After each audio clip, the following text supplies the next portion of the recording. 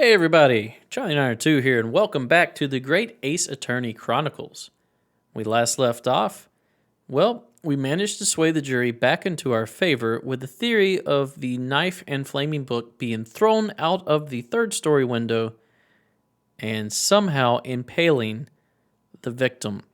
Now, she had the book in her clutches. We still have to explain that, but we have determined that we need further testimony from these two witnesses, Mr. and Mrs. Beat, Rolly on the left, Patricia on the right, and they're going to talk about this theory. So let's hear their report.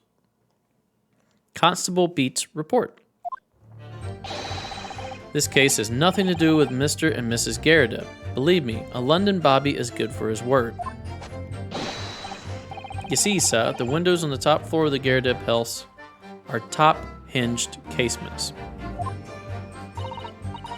Obviously, if anything had been thrown out of the window, we would have seen it. I did leave the scene to go and fetch help, but my trusty Rolly was there to make sure nothing was disturbed.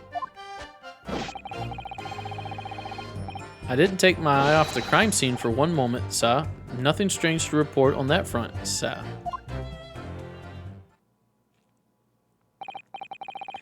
Well, this is quite startling. Top hinge casement windows. That detail was not in the police report, Constable. Yes, I'm sorry about that. I must have been a little drowsy. Ahem. You cannot excuse your sins with drowsiness every time, Constable. Sins. No, sir.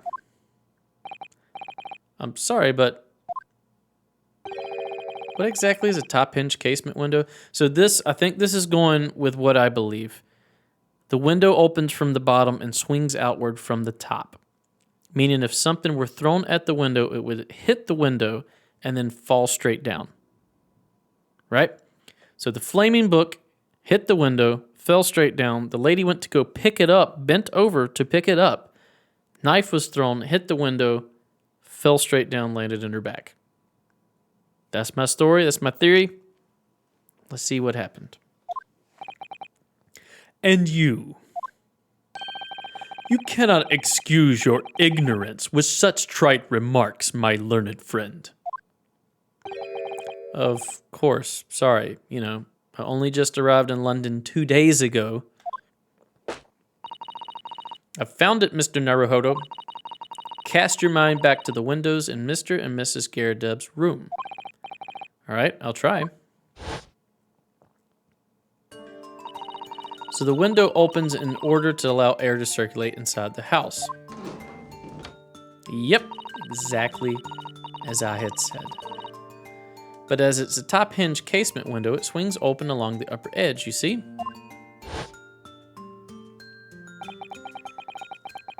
I'm glad you've rectified your ignorance. A casement window's most prominent feature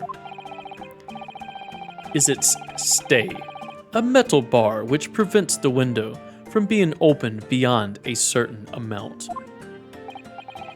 It prevents it opening? This is all news to me. Absolutely correct, sir.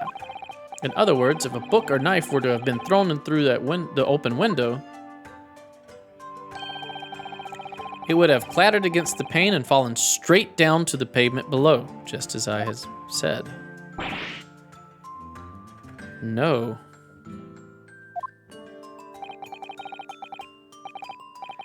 You see the problem then?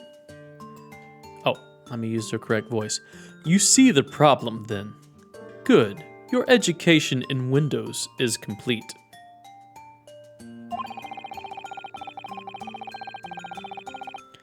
There was never any possibility of either the book or the knife traveling 15 yards over the road. That is, unless the window pane had been shattered, something we've discounted already. Nope, but I know what happened. That can't be! Did you see that, Rolly? That young Japanese man just collapsed in agony. Oh yes, my darling, I saw it. I saw how he crumbled before me. Oh, Rolly, you're so strong. How is this happening? I haven't even started the cross-examination yet. Already my argument's been destroyed. Counsel, if you could drag yourself upright again, the court awaits your cross-examination. My lord. Oh, good. Another desperate situation. Cross-examination time. Constable Beats report. Case has nothing to do with Mr. and Mr. Garadeb. Believe me, a London Bobby is good for his word. Hold it! Oh, really? How can you say that for certain? Very good question, sir. And the answer is this. It has the noble founding principles of the force written on it as a reminder to all of us policemen of our sworn duty. He showed us that before, didn't he? Did he? I can't say I remember. To patrol the streets of London town and uphold the peace of the common man is what the job's all about. And that's why I can stand here today beside my long-suffering wife and tell you Bobby's good for his word. While rubbing my tired eyes admittedly, sigh. Oh, Rolly, you're so manly. Of course I am, my darling Patricia. Oh, Pat. Oh, Rolly.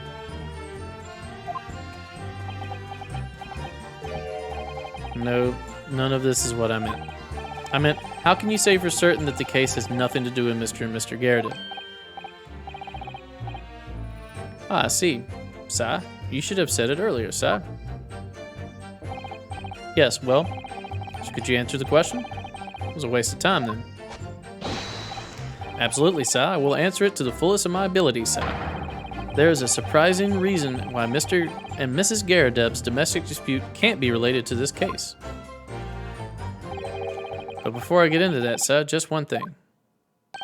Yes?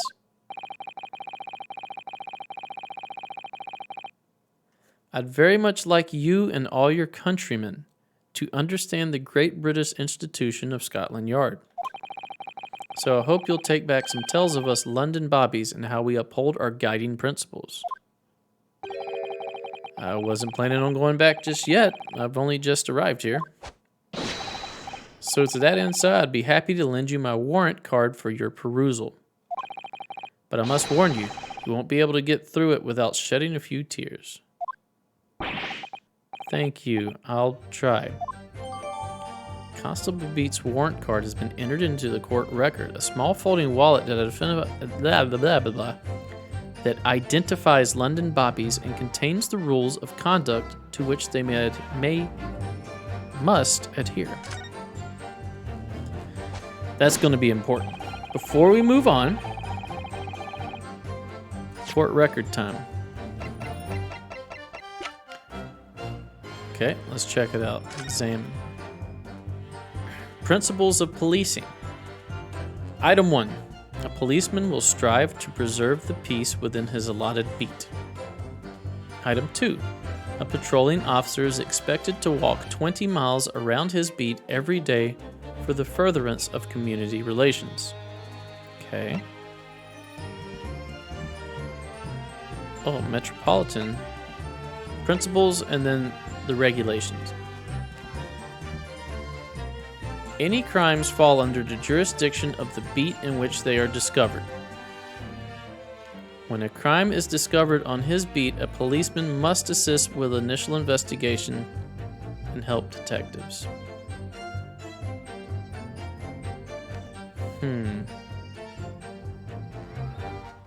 Did he do that? Did he do initial investigations and help detectives? Policemen will strive to preserve peace. 20 miles. I think that last one there may be significant.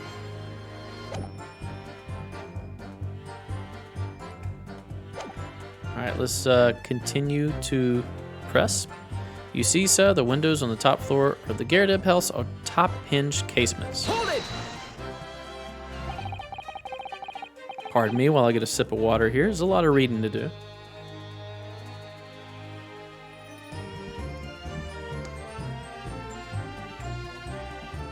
Alright. By which you mean they don't open fully, is that correct? Yes, sir. They're just there to allow a bit of air through the house, you see, so they're restricted as to how much they open. And therefore, anything thrown out of the window from inside the room would simply strike the pane and fall to the street directly below. For clarity, allow me to mark the map. Here we go. Mark the map where the items are going to fall down. Here is the location where objects would have fallen.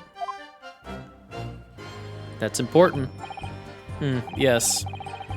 Directly opposite the scene of the crime on the other side of the rather wide road.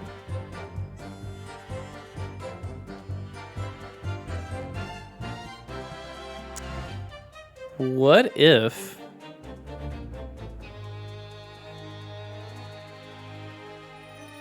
Rolly was talking about there was someone causing him to work a lot? What if they were discovered there and Rolly and his wife moved the victim in books so that they could make it seem like it was another Beat's responsibility so that he wouldn't have to stay? That could be... let's go with this. Would it have been so hard for somebody to mention this top hinge casement thing before? Well, I have another question for you, Constable. And what would that be, Si? How do you even know? Why would you have any idea what sort of windows Mr. and Mrs. Garadeb's house is furnished with? Well, Si, that's very simple. You see, I helped with the investigation yesterday.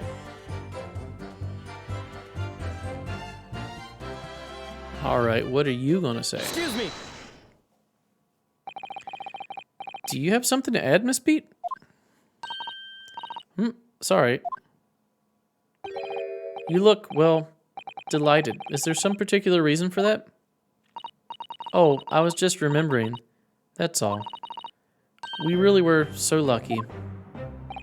Lucky? What do you mean? Well, of course I feel terrible for the poor woman who was attacked. Don't misunderstand me, please. But we were just so lucky it didn't happen on Rolly's beat. I called it. It was so close, you see. Oh, I hadn't realized. Oh yes, that street, Briar Road, that's the boundary between Rolly's beat and the next one. Isn't that right, my love?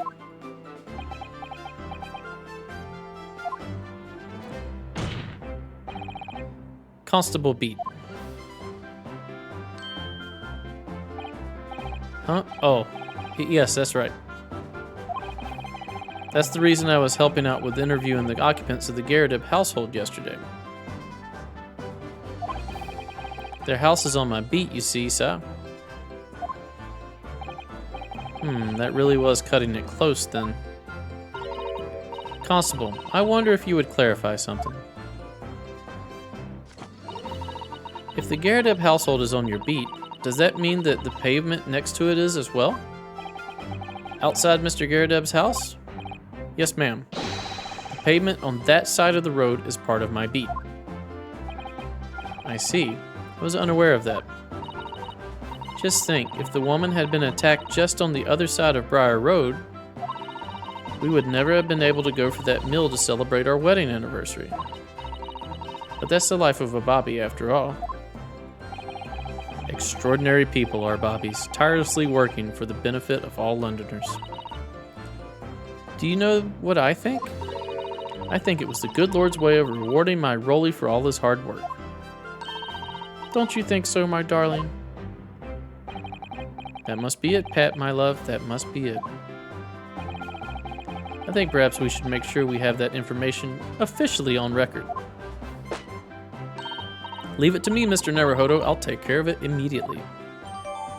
The case file's information has been updated in the court record. The pavement where the victim was found lies just outside Constable Beat's beat, the border of which runs down the middle of Briar Road. And now it's my turn, I think. Obviously, if anything had been thrown out of the window, we would have seen it. Hold it! But according to my notes here, the sun had gone down already and it was dark. Oh, but Rolly and I were strolling along gazing at the night sky and looking for our lucky star. Sorry? The star that will guide us to eternal happiness. What? Can it guide you to answer the question? If a flaming book had cut across the sky in front of us, it would have lit up like a shooting star. And if I had seen a shooting star, I would have made a wish upon it. Let Rolly be an inspector, I would have said, 3 times at least. Of course, what with all the smog and everything, we couldn't actually see any stars. In short, are you trying to say that neither a book nor a knife crossed the sky before you? Yes, sir, that's correct, sir. Certainly seems like they're telling the truth. And then we saw the poor woman fall to the ground, so we ran straight over to help her. I did leave the scene to go and fetch help, but my trusty Rolly was there to make sure nothing was disturbed. Hold it! Yes, you said you went to a nearby police box to fetch another officer, is that right? That's right, yes. If it had been on Rolly's beat, I would have known exactly where I was going, of course. Don't feel bad, my love. You can't be expected to know the location of every police box on every beat. So Rolly told me the way, only I sorta got a little lost on the way. Patricia, my darling, that's why I love you. Your terrible sense of direction is bewitching to me. Oh, Pat. Oh, Rolly. Oh, please. So suppose I was gone for about 15 minutes. But like I said, my Rolly was at the scene the whole time, making sure nothing was disturbed. I was off duty at the time, of course, but a true Bobby is never really off duty, sir. I didn't take my eye off the crime scene for one moment, sir. Nothing strange to report on that front, sir. Your wife already said you were sleeping. Hold it!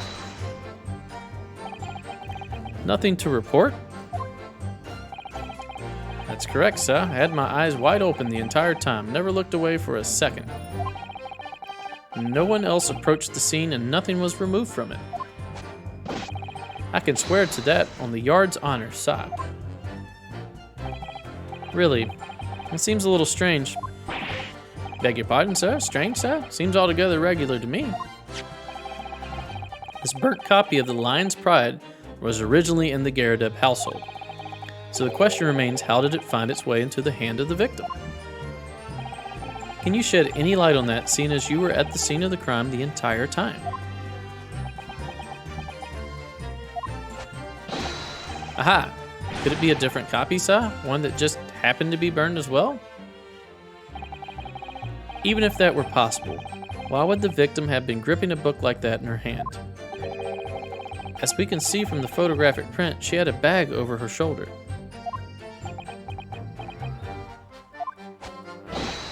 Well, sir, that book was in a lady's hand from the moment we arrived at the scene. Is that so? There's something about this statement that's not sitting right with me. The two mysteries of how that knife ended up in her back and how that book ended up in her hand. There must be some common thread between them.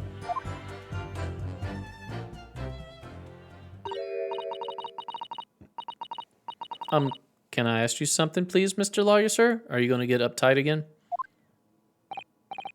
Oh, yes, of course. What is it? You're doubting us, aren't you? I can tell. What? I wasn't really. I mean, what's she doing? Please, just because I'm a woman, it doesn't make my testimony any less valuable. Nobody said that your testimony was less valuable because you were a woman. You might just see me as the wife of a policeman, but I'm a woman of my word, I am. I really don't remember ever suggesting that I doubted you. No excuses. I don't want to hear it. My voice will be heard. My lord, you'll let me speak, won't you?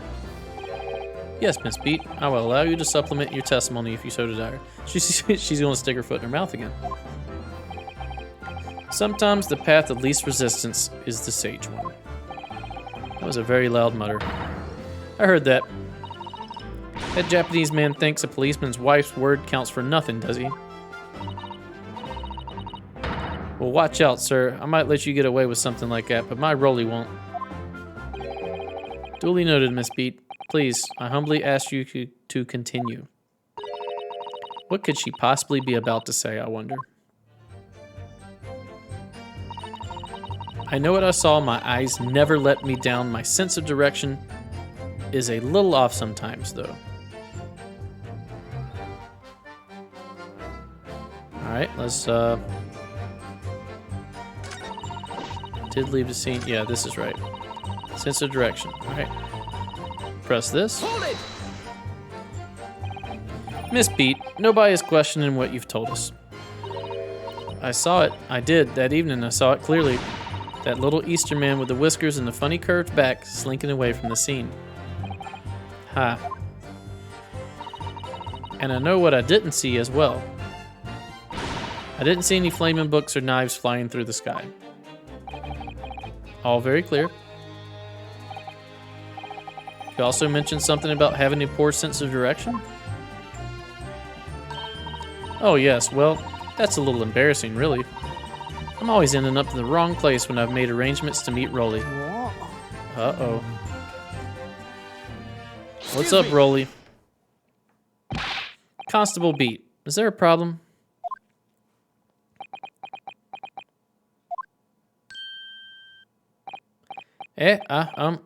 No, sir. No problem, sir. Did your wife's remark just now bring something to mind, perhaps? Oh, well, in a way, sir. Yes, sir. I was just remembering that the same thing happened that evening is all.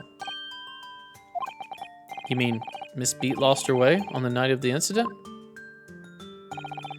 Well, you see, I sent her off to find a police box in the next beat over from mine. But she was gone a fair bit longer than what I was expecting. I thought she'd be back inside 10 minutes, but my darling was gone for a good 15. Oh, Rolly, you're such a tease. But the reason I was so long was because of the bouquet, silly. The bouquet? Sorry, what bouquet are you talking about? Oh, it was a present for our wedding anniversary. Rolly's so romantic. He saved up for it with farthings and halfpennies. Halfpennies? Is that halfpennies? He found in the gutter while doing his rounds. Yes, how romantic. I've forgotten all about it until just now. Had you, my darling? Oh, yes. But that was just between us. No talking about it to anyone else, darling. You have to promise... Really? Oh. What was that all about? Constable Beat looked very obviously troubled during that exchange. I'm afraid I can't offer any useful insight, Mr. Naruhodo. But I'm quite sure of one thing. We have to ask Mrs. Beat about the bouquet. Mrs. Beat, this bouquet you just mentioned. I'd like you to add details about it to your testimony, please. Oh, really? Yes, I'd love to. He's so pissed. What happened was I dropped my bouquet and ended up losing my way for a while. Okay. Hold it! Press on that. You mean you dropped the bouquet at the scene of the crime? Yes, that's right. I was so upset. When we ran over and I saw it was a woman with a knife in her back. I was so shocked I dropped the bouquet Rolly gave me. It was in a dark spot where the street lights weren't casting any light, so I didn't notice at first.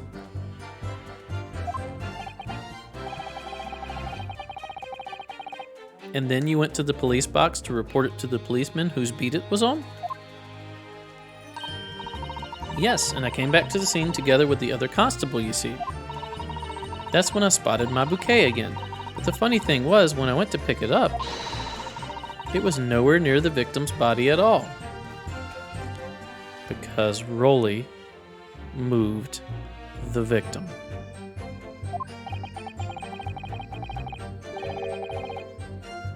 In case you need reminding, Mrs. Beat, the victim is not deceased. I was all flustered for a moment before I heard a voice calling me from the other side of the road. Your husband, presumably. That's right, silly me, I'd gone over to the wrong side of the street. Although, I'm going to blame the bouquet this time. I can't think how it got there, I really can't. So the bouquet somehow moved from one side of Briar Road to the opposite. No, the body did. Curious indeed. Isn't it? But the worst of it is I forgot to pick the bouquet up again when we left the scene. That beautiful rose Rolly bought me. Just one rose? With that change from the gutter he spent so long collecting. By bouquet, do you perhaps mean this sorry, solitary rose? Oh, yes, that's it. That's the bouquet Rolly bought me for our anniversary with old bits of change he found in the gutter. Maybe just call it a rose? Also, doesn't he get a paycheck? Tell us, Lord Van Sykes, where did you come by the flower? According to the report by the police officer in charge of the crime scene investigation, it was found on the edge of the pavement in front of the Garadeb household. In front of the Garadeb's house, you say? Although it wasn't noticed until the morning, as it lay where the street lamps cast no light. It was believed to be of no relevance to the case, since it was found on the opposite side of the thoroughfare. Oh, thank you, sir. Thank you. Could I have it back now, please? No, I think for good measure, this rose should be added to the court record as evidence. Oh. The anniversary bouquet has been entered into the court record. A present for Patricia Beat from her husband, Rolly. The shock of seeing the stabbed victim caused Miss Beat to drop the rose where she stood. That's what she said.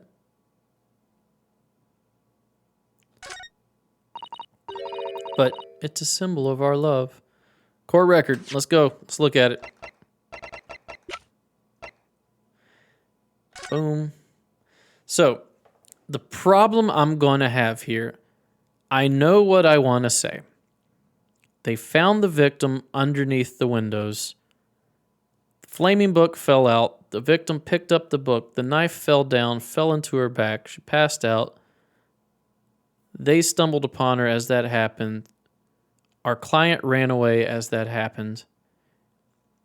Rolly sent Patricia to the police box, to the right one, he says, and he put emphasis on that because when she went to that police box, he moved the body to the other side of the street so that he wouldn't have to deal with the murder.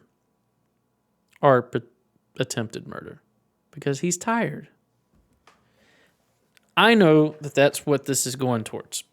I don't know how to put that into words with the game, with the language of the game.